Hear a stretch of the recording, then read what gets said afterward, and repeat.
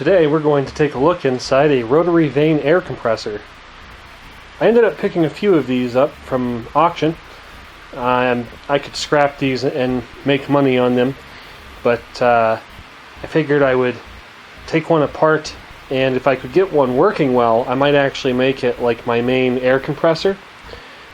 These compressors are used in a wide variety of applications, but these particular ones were actually used on a transit bus.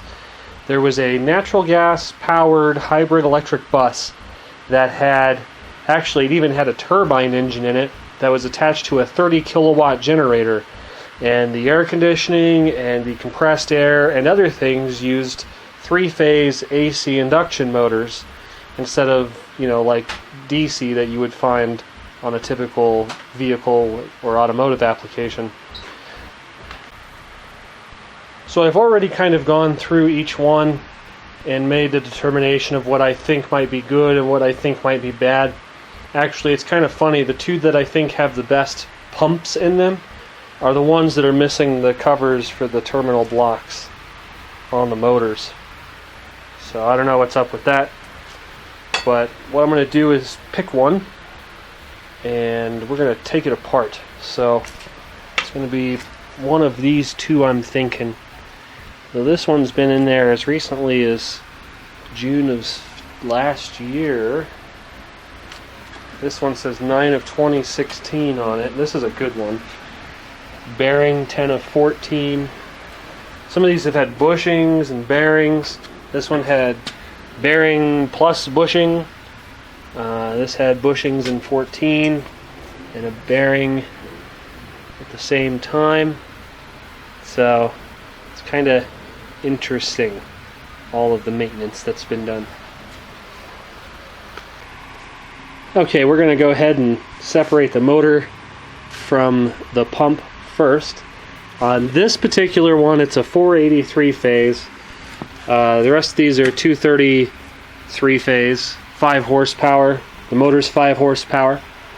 That's 3.7-ish kilowatts.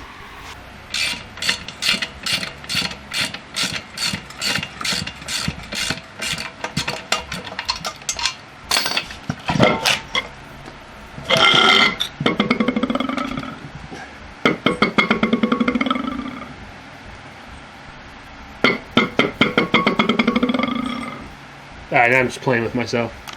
So here's the shaft of the motor on the motor side. Whee! It's got this nice little coupler in there. There's the rubber piece that goes between. I actually like that. There's going to be some useful parts on these, because I could put that on the Briggs & Stratton engine, I think. I don't know. The shaft's a little bigger than I thought it was going to be. Maybe not on that end. I don't know. Cool. So on this end, I see that might be a thermocouple, right? And the wire goes out under here, so not sure what that's for. This radiator is quite interesting. See, this fan isn't for the motor. That's on the back, on the bell end there, but this fan actually pulls air through this radiator, this little radiator hanging out on the side of this. So looks like we got some more bolts down in there. Okay, let's go ahead and lift this off. There's that. It has a piece of cork, that looks like cork, to sort of press the heat exchanger against the pump. Let's see if I can pop that heat exchanger off. There shouldn't be anything holding it in now. Okay, here's the heat exchanger removed. There's the holes in the bottom here where the oil circulates through. Ooh. Oh yeah. Oh yeah. And these, I think, just sit in here. Yeah, see, I can wiggle that out of there. It's probably got more O-rings on the other end. I'm kind of glad I did that because now I can drain the oil out of it from here. So I'm going to go ahead and do that. Alright, we got all our bolts out of here. So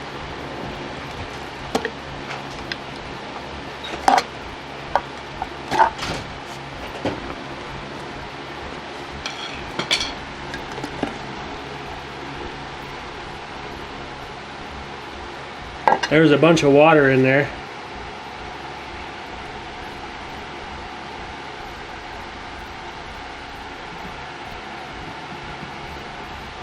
This must be the oil separator.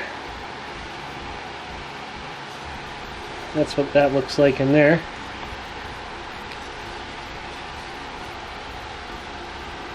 I'm going to set this aside. We'll take a separate look at that.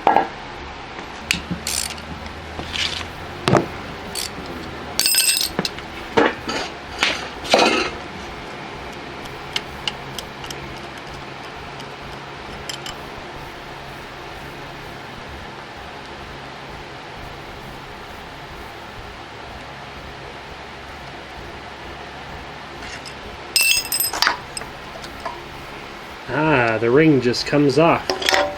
Okay. So that's the actual intake. Right, where that goes in.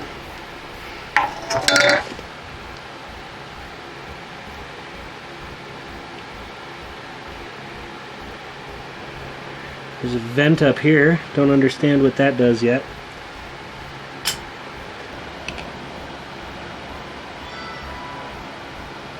Oh yeah, okay.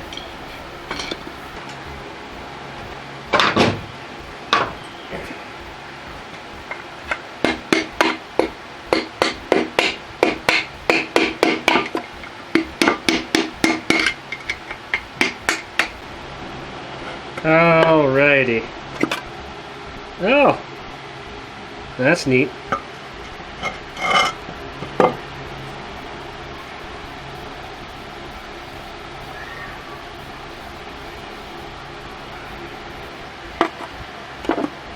Got that hanging out on there. That must be the bushing that they were talking about. That's the inlet.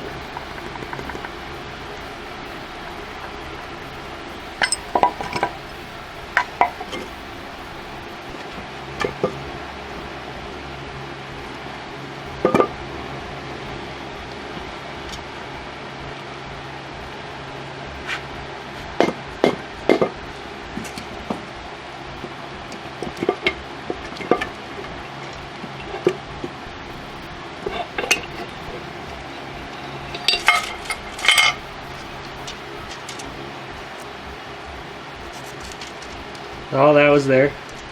Don't forget that. And here's the pump. The pump.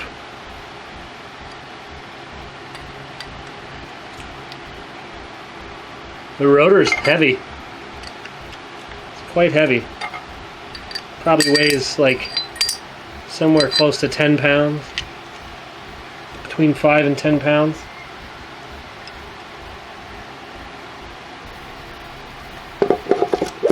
Ah, this is loose in there too. Okay.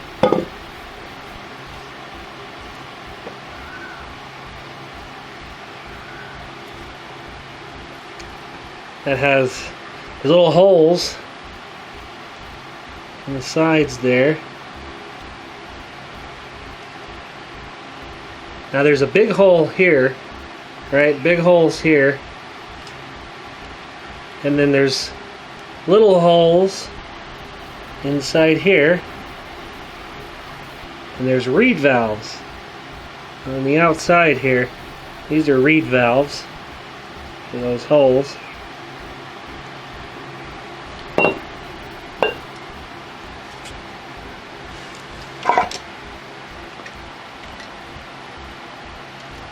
Got a blue gasket at the back.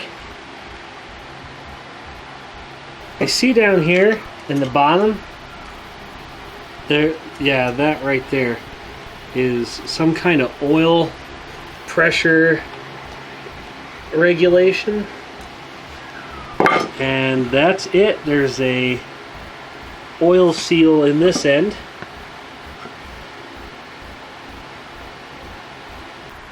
Now that we've disassembled it and gone through everything, I kind of just hastily put the pieces back on, and we're going to follow the path of the air as it goes through this. So let's begin with the air inlet. The air inlet's over here, right here on the side, and it goes into this ring here, and that ring is accessed by taking this A part here.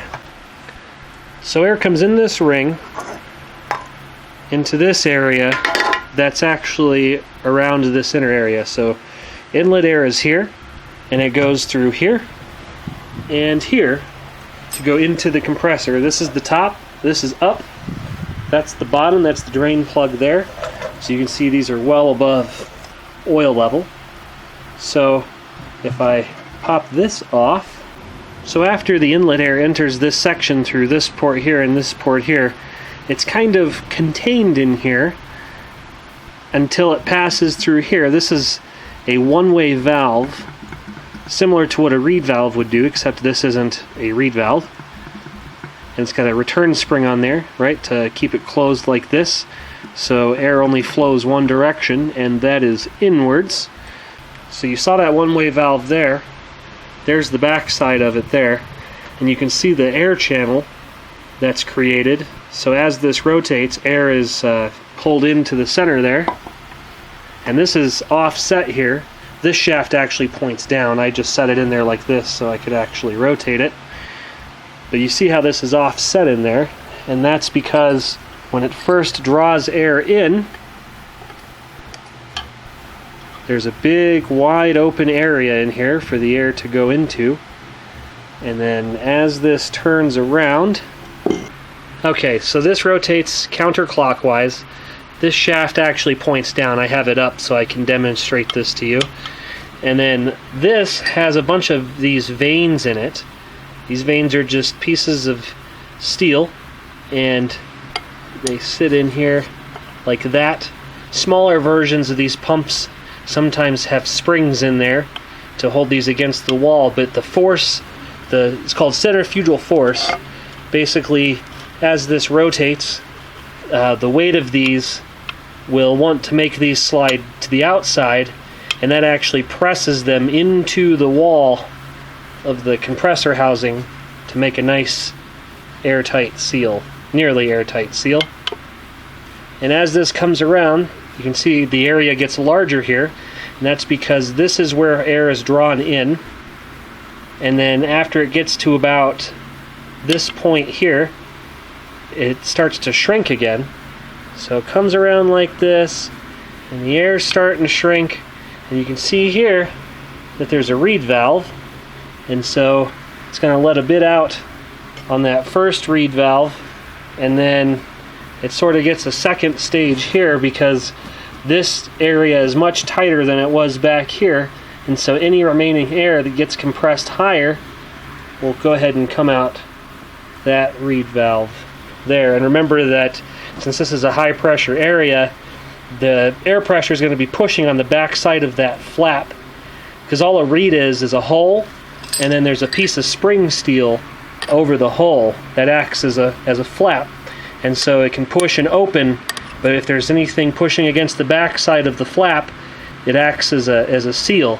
So in order to open that, it has to overcome whatever air pressure is in this chamber.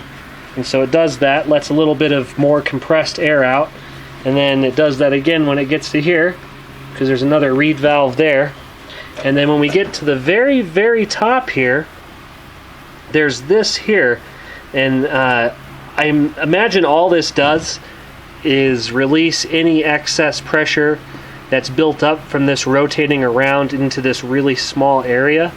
So that kind of unloads any pressure from being on this side. And then after it passes across these holes, the cycle starts over again.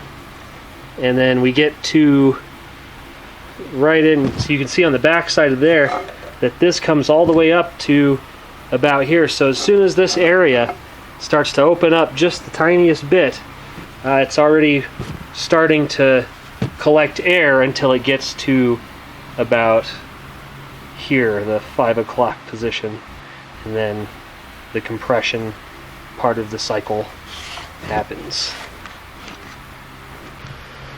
So after the compressor air is discharged, it makes its way around these shields, which sort of collect the oil and control the oil and keep it running back down here to minimize the oil mist as much as possible. It then has to go through this tube here at the top. So this area of the case is high pressure, and then it goes in this tube at the top and out this port, which has an O-ring because it seals to there. And this sits on here just like that. And then we have this filter here. And now this filter element is sort of a way to reduce mist and collect the oil before it finally goes out. And so this is the final plate here that's in the outlet compartment, right? So we have this here, which is a direct outlet into this chamber, and then we have this here, which I assume is the primary air outlet, and that sits below this here, and this is basically a pressure regulator. There's a spring inside here, like so. You see the O-ring around there that actually seals in this little cylinder here, which is vented at the top, so that's a little vent there. And once the air pressure inside there is enough to overcome the spring force of this pushes back, lifts up this little plunger, and then it lets air out of here. Now this part was a bit of a mystery to me, and I think I figured out what actually it does. So this cover here, it's got this outlet on here, and I'm not quite sure what this is for yet. But if you open it up, you see it's a bit rusty in here, so moisture has definitely been through here. And then we have a threaded plug down here at the bottom on this side. And on this side we have something else. Now if I lift this up and you look at it this way, you can see that it's a small port, and it's another one of these, just smaller. So there's a spring in there, and the atmospheric pressure on the back side here is going to be whatever pressure it is for the inlet side of this, which should be, just regular atmosphere. And then this sits in the high pressure area, so the pressure has to overcome this in here before the pressure is then released, and this just recirculates back into the crankcase. So I'm thinking this is like an overpressure like air bypass. So if the pressure's higher than the operating pressure of this, this will just recirculate the compressed air back around into the inlet, and it will just keep doing that until the pressure goes down and things are reasonable again. And this fitting doesn't have any check ball or anything in it like that. It's just straight into there. I haven't found the service manual for this yet, so I'm not entirely sure what everything exactly does, but this is what I was able to deduce from taking it apart.